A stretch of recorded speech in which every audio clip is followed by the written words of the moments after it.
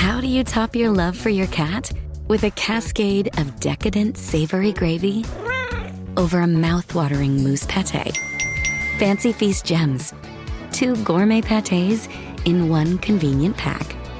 Simply peel and plate to reveal a pyramid shape that makes eating delightful and pamper her with an experience as extraordinary as she is. Turn the everyday into the extraordinary with Fancy Feast gems. The Who's Down in Who Newville were making their list, but some didn't know Walmart has the best brands for their gifts. What about toys? Do they have brands kids have been wanting all year? Yep, Barbie, Tony's, and Lego. Gifts that will make them all cheer. Do you mean they have all the brands I adore? They have Nintendo, Nespresso, Apple, and more. What about... So the Who answered questions from friends till they were blue. Each one listened and shouted, from Walmart? Who knew? Shop gifts from top brands for everyone on your list in the Walmart app.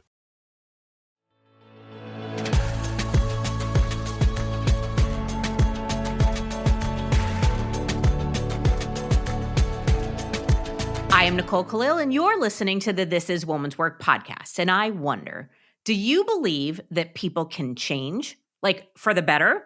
Do you believe that you can change? I mean, have you ever caught yourself thinking, why am I like this? Maybe you wish you were more outgoing, less anxious, better at saying no, or just less awkward at small talk. Or maybe all of that is just me. It seems that people like to tell us that people can't or don't change, usually at the tail end of a bad relationship. We seem to believe that personality is fixed, that you're either naturally confident or you're not, that you're either an introvert or an extrovert, good with money or a financial train wreck, or a go-with-the-flow type or the kind of person who rage texts when somebody shows up 5 minutes late to a meeting. We act like personality is permanent, something locked in by the age of 8 that we just have to learn to live with.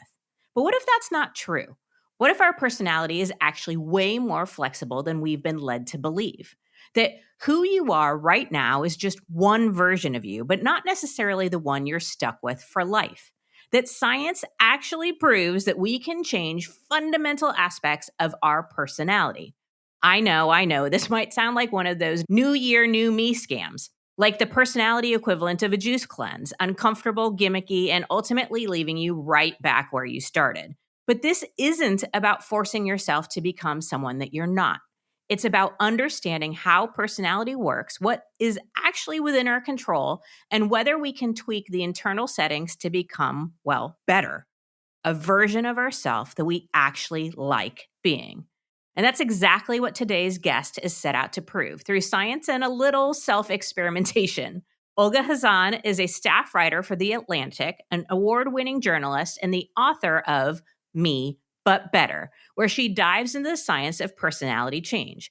And she didn't just research the topic, she actually conducted a year-long experiment on herself to see if she could intentionally alter key aspects of her personality. Because why just write about something when you can actually live it too? Olga, welcome to the show. And I want to start by asking, in your book, Me, But Better, you explore the science of personality change. So my question is, what prompted you to take on this year-long experiment? And the bigger question is, can we actually change our personalities? Great questions. So the answer to the first thing is that I just realized that a lot of the time, what was making me unhappy was not so much the things that were happening to me, but my reactions to them. Many of our reactions to events in our lives are controlled by our personalities. So if you're someone who's really open to experiences and something new happens to you, you're going to be like, yay, I'm so happy this happened. And like, this is so exciting. But if you're someone who's not very open to experiences and something unexpected happens, you might be kind of freaked out by it and not want to go there really. So what I found was happening was that I was often finding the bad or the stressful in the good. So in the introduction of the book, I really explain this day that like, if I just describe it out the way it happened, it is not going to seem that bad. And that's kind of the point. So what happened is I'm in Miami on kind of like a workcation, like I'm working, but I'm on vacation. I have to get professional photos taken for my job. Again, most people would be thrilled. Not me, by the way. I'm with you. That sounds awful. So I have to get a haircut before this photo session. The haircut is bad, but it is an hour in which I'm like basically having like a spa day, right? Like I'm having my haircut. It's very nice. But my hair looks bad at the end. So then I go to the photo studio. He takes the photos. To me, the photos look bad. Then I go and I get stuck in traffic. And I have to get to the grocery store to buy this like list of specific things for my mom, who is coming in that night on a flight. And she's on this like special diet. And so I buy all this stuff, but then my grocery cart gets stuck. It like won't move because it locks if it's outside of a certain range. And I have to drag it across the grocery store parking lot to my car, which for some reason, after the injustices of that morning, like further, like just enrages and dispirits me. So I get my stuff in the car. I get to the Airbnb. Like everything is too heavy. Like, there's like no parking anywhere. It's just, this like stressful day. And if you're thinking like, that doesn't sound that bad. Like I've had worse days than that. It's like, I have too. But I was so upset by this day. I was like crying. I was like screaming to my partner. I was like chugging wine. I was just having this like total meltdown. And I realized that I kind of do this a lot. Like I take things that are mediocre or kind of good even, and I tend to kind of get the dissatisfaction out of them, or just kind of find the bad in them. And I wanted to stop that tendency. And so I came across this research, getting to the second part of your question, by this, it's more than one psychologist now, but the main researcher that I spoke with was Nathan Hudson at SMU, who has found that people actually can change their personalities by consistently behaving in the way that they'd like to be. So that is what I set out to do. Okay, so incredible. And I genuinely believe that most of us can relate to that. I mean, I have an incident that ended with me leaving all of my groceries in the grocery store, other than one tub of ice cream that I purchased, walked out, and ate in my car using a key as a spoon, right? And same thing, not a bad day if I had to tell you just the facts, but by the end of the day, I'd completely had it. So all of that to say, I think we can relate, and fascinating. So I would imagine there needs to be some purposeful strategy, because if the answer is to behave differently, we all have our default behaviors, as we just talked about. So how do we practice or convince ourselves to behave in the way that we want, when probably everything inside our being is screaming at us to behave the way we always do? Yeah, exactly. And it is difficult, right? So I think introversion and extroversion are a good example of this. So one thing that I wanted to change on, I identify as an introvert, and I still do actually. But I wanted to become slightly more extroverted, or at least behave in an extroverted way sometimes, because I found that my introversion was not really serving me very well. It was kind of like turning into like a social isolation type thing, that was actually not making me very happy. So what I had to do is I had to sign up for a bunch of activities that would actually force me to get out of my house. Because what I found was happening is that like I would have the opportunity to socialize or to do something, and I would find an excuse at the last minute because I didn't really want to do it. And there was like a great book I read called Sorry I'm Late, I Didn't Want to Come. And that was like my motto basically. So I signed up for improv, I signed up for sailing club, I signed up for all these meetup groups. I had to like commit to doing a lot of things, so that I would actually do them, or else I would basically lose a lot of money on the signups. And it was hard every single time I drove to the improv class. I basically did not want to do it. So again, I feel like you're in my head. There's a meme out there that says, I'm the friend that you can cancel on because I wasn't going anyway. Like that's sort of my theme. But similarly, I am an introvert who chooses to show up in the world in a lot of very extroverted ways. And yes, it takes practice. I don't think that's necessarily changed my preference, but I definitely do a lot more today than I would have 5 years ago if I hadn't forced myself. So again, I can relate. Okay, so let's talk a little bit about personality in general. Can you explain the big five personality traits? Are these ones that we can change? Yeah, so scientists have generally agreed that there's 5 traits that make up personality, as you said, and so I'll just go through them and what they are briefly. So the first is openness to experiences. This is very amorphous, but it's sort of like creativity, imaginativeness, kind of like being down for whatever, if that makes sense. Then it's conscientiousness, which is sort of like getting places on time, being motivated, kind of getting things done, eating healthy, exercising, things like that. Your type A kind of people. Extroversion, which we just covered. Agreeableness, which is like empathy and niceness and warmth. And then neuroticism, which is a bad thing. It's associated with depression and anxiety. And the flip side of that is emotional stability. So that's the one that you do want. So you can remember them with the acronym OCEAN, with the caveat that the N is neuroticism, which is not good, unlike the other ones, which are good. Gotcha. Okay. So I would imagine all of us have a little bit of some of this, and maybe we are more one than the other, but it's not like very many of us are just one and none of the others. Is that fair?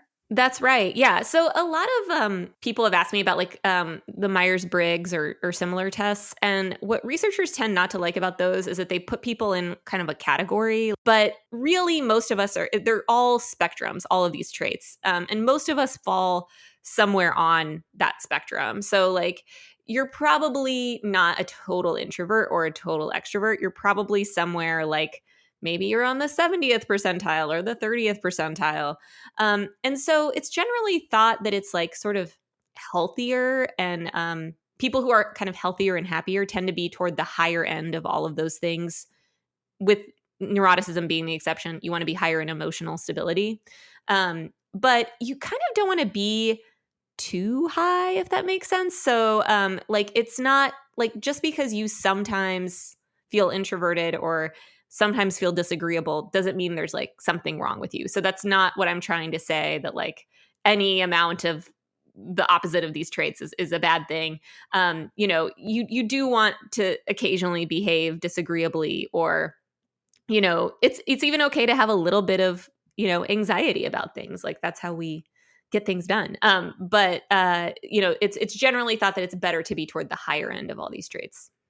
Okay, so when we talk about changing our personality, we might not necessarily mean becoming our opposite or being at the highest level of any. It might just be moving along the spectrum a little bit more. So, like if I'm on the extroversion scale at 30%, I can get myself to maybe 60%, and that would constitute a change in personality, but not necessarily what I think sometimes people think as being a completely different version of yourself.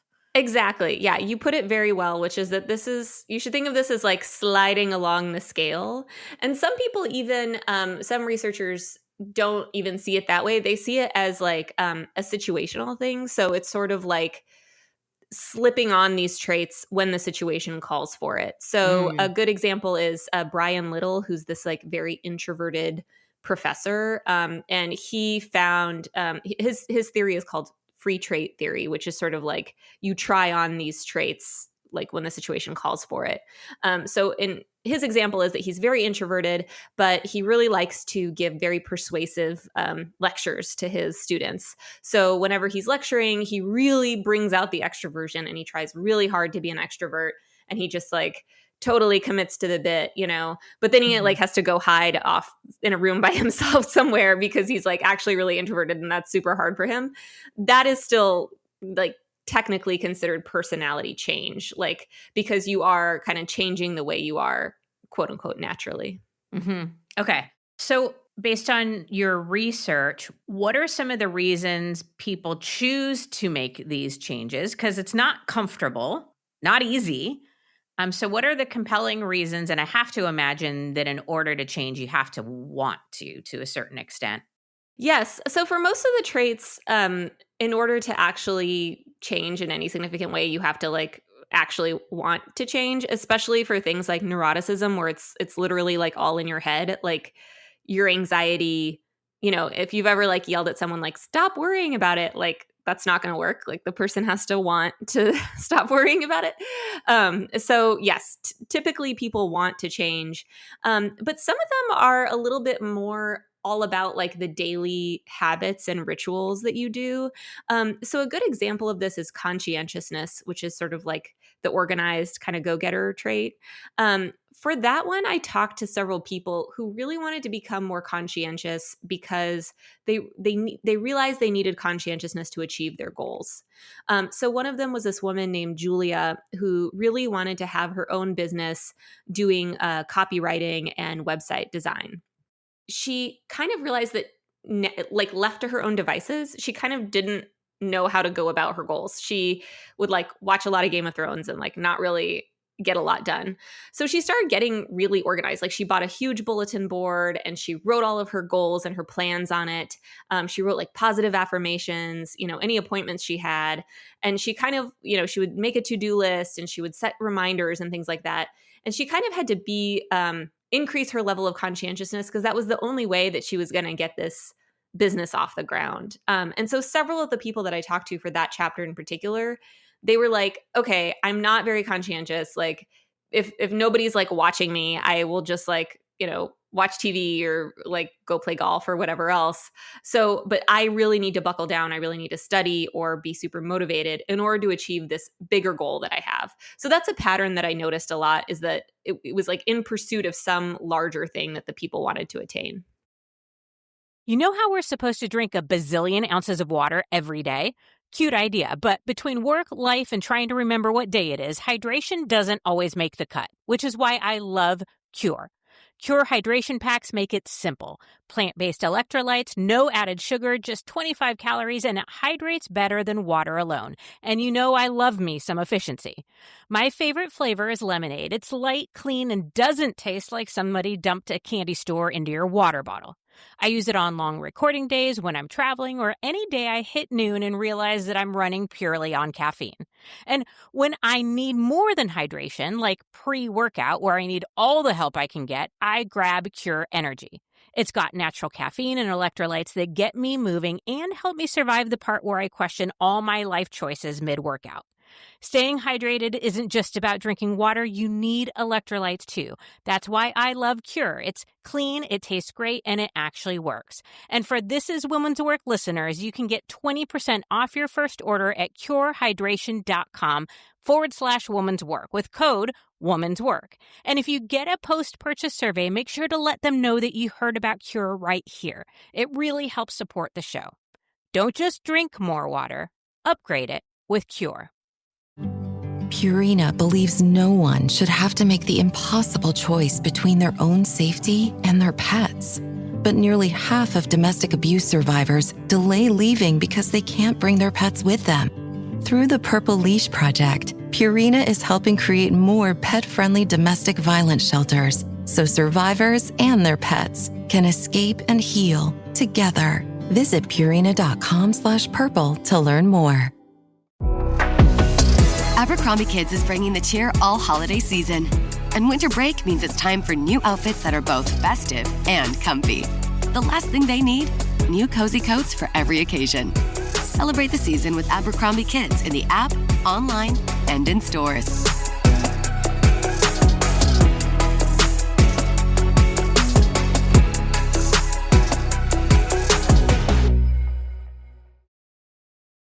Again, I think it just goes back to this. You got to wanna, right? There's got to be something that's bigger, more important, that matters more than the discomfort that you're going to feel in doing something that's totally different or that feels outside of your personality, right? Exactly. Okay, so we hear that our personalities, and I'm going to just put in air quotes, are fixed by the time we're 8 years old. How much truth is there to that? Are our personalities inherited or created via our parents at a very young age? What are your thoughts, or what does the research say about that? Yeah, so you do get some of your personality from your parents, right? Like, I struggle with Only the bad anxiety. parts. Yeah, exactly. As your therapist can attest. Yeah. No, I mean, I struggle with anxiety. Both my parents are very anxious, so it's very clear, like where I got that, right? But you only get about 40 to 60% of your personality from your parents, and if you think about either of your parents, you're not exactly like either of them, right? So it's sort of like you get these elements of traits from them. It's like you get, like these little pieces or like impulses to do things genetically. But when you actually look at your life and look at the choices you've made or the way you respond to situations, you don't act exactly like either of your parents. So that other 40 to 60% of your personality comes from things that you yourself do. So it's things like whether you go to college, what kind of friends you have, what kind of experiences you pursue.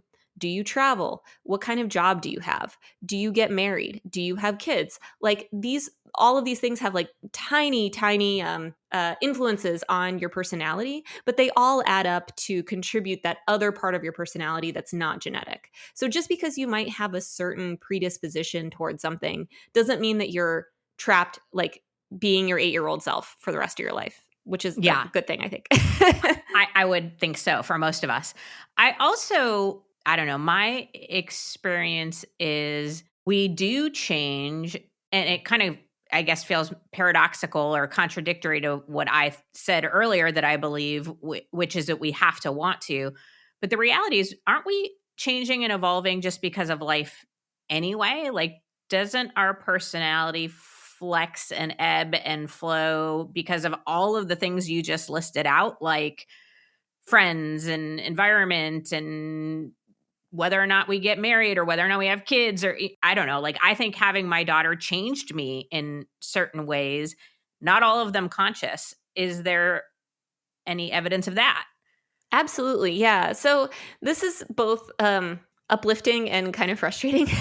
So, yes, everyone changes throughout their life. Like, there used to be this theory that personality is set like plaster by age 30. That is kind of not really true. It's not considered really accurate anymore. Most people over the course of their life do change on at least one personality trait. Among other things, people tend to become a lot less neurotic as they get older, so that's something to look forward to. Yeah, so people do change, and life events do change us. However, we don't totally know exactly how a life event will change us. So the studies that they've done, they've looked at a bunch of people who had kids, and some of them got more extroverted, some of them got more introverted, some of them got more agreeable. Like it just kind of was all over the place. So you can't totally predict like I will do this and then I will become a different person based on this life experience. It's really more about the kind of the things that you do every day and the broader goals that you have. Okay, so then let's talk about how we can influence the ways in which we change, like actually have some choice over the matter. Let me start first by asking, how might we uncover or discover where our best opportunities for change are? Yeah. So, one way to do that is to look at your values. And so this comes from acceptance and commitment therapy. And it's actually, most people will have like similar lists of values. So you can look at things like who do you admire in your life? Or what do you want your obituary to say? Which is kind of morbid, but whatever. So you kind of list out like what are some of the things that are important to you? And then you look at what am I not really doing right now to get me closer to those values? So if one of your values is having a big support network of lots of friends, but you have declined the past 5 like invitations to have brunch, or you haven't reached out to anyone in months, you probably are not getting yourself any closer to those values. So that's an opportunity to take a look at your life and think, hey, what could I be doing differently to actually change a little bit how I approach the world, change my personality, as it were, and get me closer to those values that I want to live by. So that's one way to actually see like what you want to change by yourself about yourself. The more like straightforward forward way, there's a test online called personalityassessor.com, which was designed by Nathan Hudson, that researcher I mentioned earlier. And you can actually take a test, which will tell you your personality traits, where you fall along all the traits. And you can decide that way whether you'd like to change any of them. Okay. I'm going to throw out one other potential way, and you tell me if I'm way off base. One of the things I've uncovered for myself is when I fall into the comparison trap, when I compare myself to someone else or what someone else has or is someone else accomplished, and like envy or any of that kicks in, I try to take a step back and from as neutral of a place as I can, ask myself, what is this telling me about a desire or something that I want? And it might not be the exact same thing. Like it might not be. So for example, if I'm comparing somebody who's on vacation in Bali, it might not be the vacation in Bali, though I would never say no. It might be I'm seeking more freedom in my life or something along those lines. Could that be some indicator of, sometimes I think we see in others things that we don't see in ourselves? Or does that just take us down a trap that we don't want to fall in? No, I mean, that's like a healthy, we're all going to experience envy, right? And so that's actually a healthy way to think about envy. So Stephen Hayes, the founder of acceptance and commitment therapy, that's one of the prisms that he recommends looking at to find your values is actually, it's called heroes. And this isn't like literal, like CNN heroes, this could be people in your own life who have qualities that you really admire. So for me, in the book, I write about my friend Kathy, who makes friends really easily. She has a huge network of friends and just everyone seems to like her. And I do get jealous of that. I am like, wow, I wish I was like that. And that came so naturally to me. But then what that jealousy is really telling me, like, obviously I still want that for Kathy. There's like enough people out there to be friends with both of us, is that I maybe want more friends in my life. Like I would like to have some of that, that fun and socializing and kind of connection that she has in her life. So that is a way to kind of spin your envy or your jealousy, I guess, as it were, in a more positive direction. Okay. So once we've identified something that we want to change about our personality or move, slide a little on the scale or situationally try on, what are some how-to tips of like, where do we start? What do we do? Yeah. So this is tricky because the things that I used are not going to work for everyone. So I will just list out some of the strategies that I used, and then people can kind of choose their own adventure. But so I talked about extroversion, very straightforward. Just go out and talk to people. The one that I found for neuroticism that over and over again is just recommended to reduce depression and anxiety is meditation. And as soon as like people are going to skip forward on the podcast as soon as I say that, because like I find that people really hate meditation. I also we're hearing it so often, and it's like I know, but it's so hard. But yes. It is really hard. And I found it really hard. I still find it really hard. And so I took an intensive meditation class called MBSR, which anyone can take. It is like scientifically vetted and tested, but you do have to meditate a lot for it. I meditated for 45 minutes a day.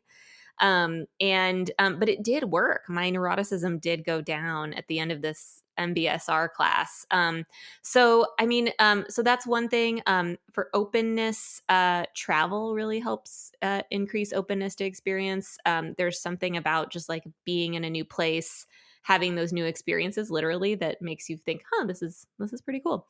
Agreeableness. I did a lot of like conversation training, like learning how to have deeper and better conversations with people, how to be more empathetic. I feel like curiosity would play well there too. Practicing curiosity. Yeah, absolutely. Yeah. So it's the conversation training that I went to is all about like how to ask like better questions in conversation. So not like, what do you do for a living? Like, where do you live? But like, what's the most interesting thing that happened to you this week? It doesn't have to be quite so scripted, but yeah. And then conscientiousness is really all about the atomic habits, the to-do lists and the calendar reminders and, bullet journals and things like that. Yeah. Okay. I mean, great starting points on all of them. And again, I think that's something, as you said, it's going to be our own journey, but starting with the baseline, asking ourselves, what do we want to change? And then it sounds like it's about what you choose to do day by day, week by week. Yeah, and most of the studies find that you have to sort of keep up these changes. So I think a lot of times when I say personality change, people think it's like suddenly you're different and then you're permanently different. You kind of have to keep this stuff up in order to be a truly different person. Like if you're still consistently like being kind of a hermit, like you're not going to keep up that new like extroversion level, or if you kind of regress back from meditating or whatever your kind of like relaxing practice is, your neuroticism is going to go back up. So that's an important thing to keep in mind. So my last question is around the me but better. And what I liked about your title is me.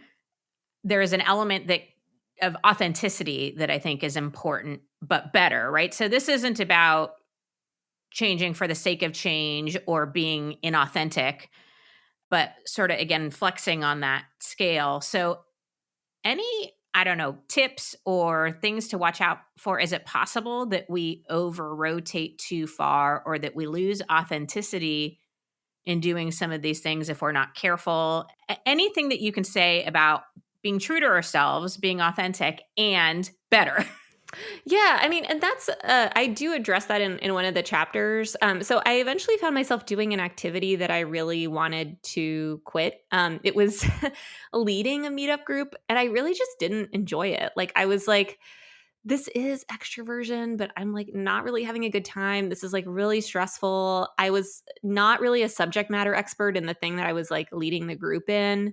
And so the advice that I got from the experts that I talked to was, is this bringing you closer to your values? Like my value was extroversion and social connection and having a community. It wasn't like leading a meetup group. It was, so I kind of gave myself the freedom to stop running that meeting because I wasn't enjoying it. This is supposed to be fun, and it wasn't really bringing me closer to my values. Like I wasn't really building a community for myself. It was sort of, I was bringing people together in a way, and that was a good thing, but I wasn't kind of creating the connections that I was hoping to. So it's really just about like, try something out. If you really are miserable and like it's having no benefits for you, I wouldn't suggest continuing to do it just because you already signed up. Yeah. I think what I'm hearing is checking in with yourself too. And I like is this getting me closer to what I want? Yeah. And there's a difference between discomfort and I fucking hate this and I want to die, right? Like, so yes, yeah, the difference. All right. And pay attention too to how you feel afterward. Like if afterward you have like a happy afterglow, even if you were dreading it, that's maybe a good thing. If you feel kind of like more frazzled and unhappy after, that's not a good sign. Great advice, because there's so many things that I force myself to do that the minute I'm done, I'm like, oh, I should do more of this. I will say in my case, like a day later, the feeling wears off. It's the same as working out. Every time I work out, when I'm done, I'm like, oh God, I feel so good. I feel so strong. And then like the next day I'm like, crap, I got to do this again, so anyway, but I like that as a benchmark. How do you feel after? What is your internal knowing telling you about that activity? So fascinating stuff, Olga. Thank you for being on the show. I know our listeners are going to want to learn more. So Olga has a Substack. Just look for Olga Khazan, and we'll also put the link in show notes. And of course, get your hands on the book, Me, But Better, available on Amazon or your local bookstores. Let's keep them in business. Olga, thank you. Thank you so much. My pleasure. All right. The truth is, whether you like it or not, you are changing. The question is, do you want to have a say in how? Personality isn't some immovable preset script that you're forced to follow forever. It shifts with time, with experience, with intention. And while some changes happen naturally through life, through hardship, through growth, the most powerful changes happen when you decide they will. And here's what I know to be true. People change when they really want to, when it matters, when staying the same no longer feels like an option. And if there's one thing I hope that you take away from this conversation, it's that change isn't just possible, it's worth it, because you're worth it. And I'll leave you with this quote from C.S. Lewis. You can't go back and change the beginning, but you can start where you are and change the ending. And that, my friend, is woman's work. You know the words dominating today's headlines. Private equity, generative capital gains tax, America's chip fueled by market volatility. on Fed rate cuts are sweet. But do you understand how they impact your world and your wallet? In a world that skims the what, understand the why. Because context changes everything. Subscribe at Bloomberg.com.